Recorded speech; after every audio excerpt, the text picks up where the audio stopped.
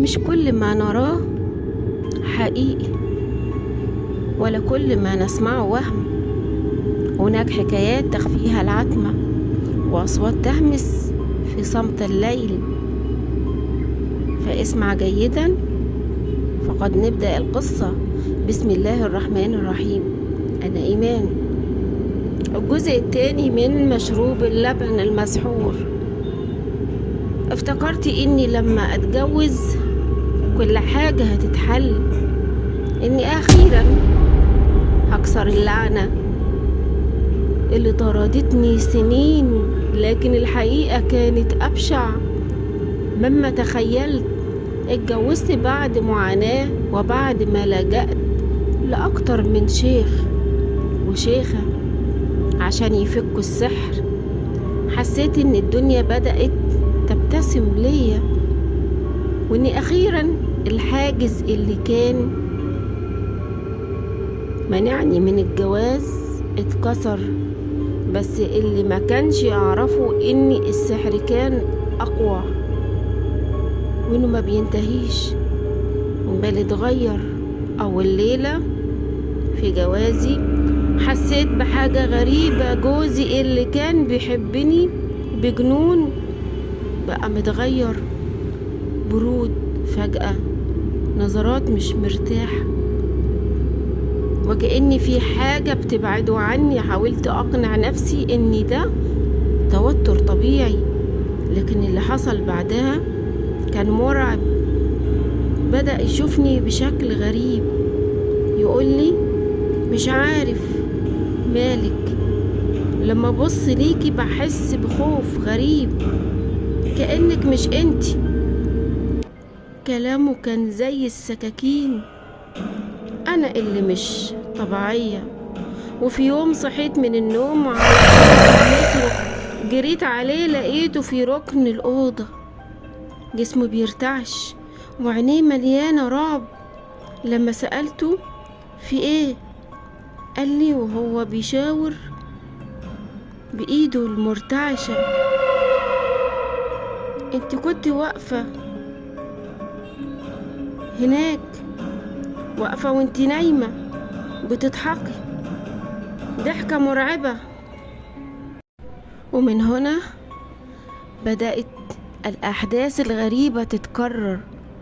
كل ليلة يحلم بكوابيس عني، كل ما يقرب مني جسمه بيبرد، وكأن في قوة خفية بتبعده عني.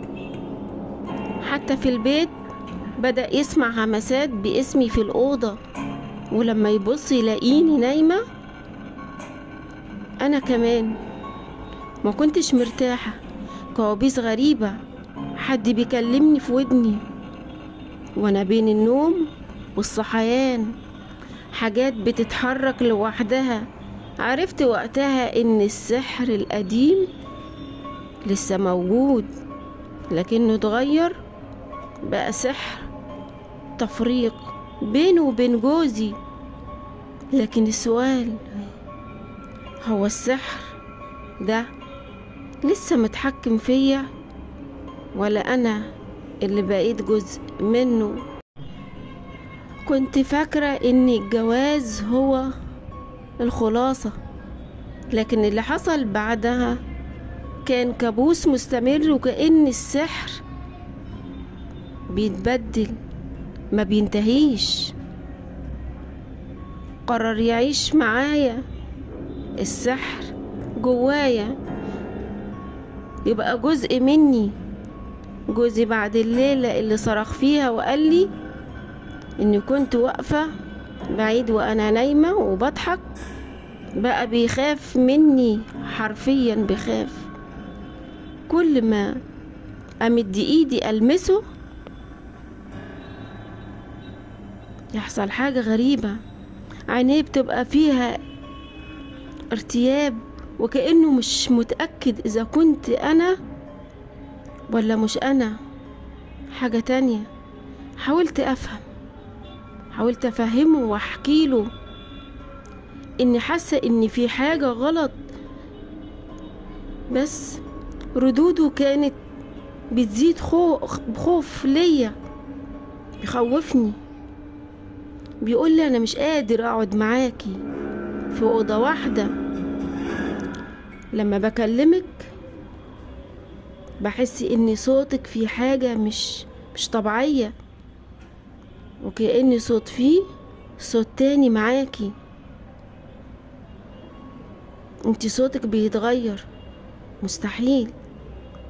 وفي ليلة من الليالي صحيت على احساس غريب، في حاجة تقيلة على صدري. فتحت عيني بصعوبة وقلبي وقع في رجليا. كنت شايفة نفسي نايمة قدام نفسي، واحدة نسخة مني. ازاي جسمي هنا وهناك؟ حاولت اصرخ اتحرك، لكن كنت محبوسة في مكان. روحي مش قادرة ترجع لجسمي. وفجأة شفت انا التانية بتفتح عينيها، بس دي ما كانتش عيني، كانت سودة تماما. وقبل ما يغمى علي سمعتها بتهمس بصوت: انتي اللي دخلت الطريق ده، دلوقتي بقيتي بتاعتي. صحيت بعدها وانا في سريري،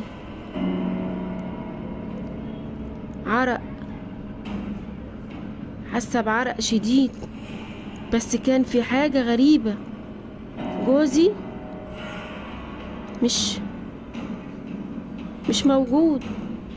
فضلت ادور عليه لحد ما لقيت ورقه صغيره مكتوب فيها: انا اسف، مش هقدر اكمل معاكي، اللي معايا مش انتي. وقتها عرفت السحر مش بس بيبعدوا عني، السحر بقى جوايا دلوقتي. كل يوم بيعدي بحس اني بيقعد جزء مني، وكأن حد تاني بياخد مكاني. بحس بحاجات غريبة، بسمع أصوات باسمي، وبشوف انعكاس في المراية وانا ببتسم ومش ببتسم. حتى لو انا مش ببتسم، انا لسه ايمان ولا بقيت حاجة تانية؟ في نهاية القصة في سحر نفتكر ان هو اتفك، لكن بيبقى لسه موجود. في بقايا بتكون موجودة من السحر، وممكن السحر بيتغير لأسوأ، واحنا نفتكر ان هو السحر اتفك بعد ما نلف على مشايخ كتير ويقولوا لنا السحر اتفك، ويطلع السحر ما اتفكش، لسه موجود معانا، بيتجدد. لو تعرفوا ان في سحر بيتجدد، بيتجدد. في نهاية القصة فعلوا زر الجرس عشان يوصلكوا كل جديد، واشتركوا في القناة، وابعتولي لو حد عنده حكاية او معاه قصة يبعتها لي، واحنا نحكيها للناس علشان الكل يستفيد. والسلام عليكم ورحمة الله وبركاته. ما تنسوش تتابعوني على الانستجرام وصفحتي على الفيسبوك. والسلام عليكم ورحمة الله وبركاته.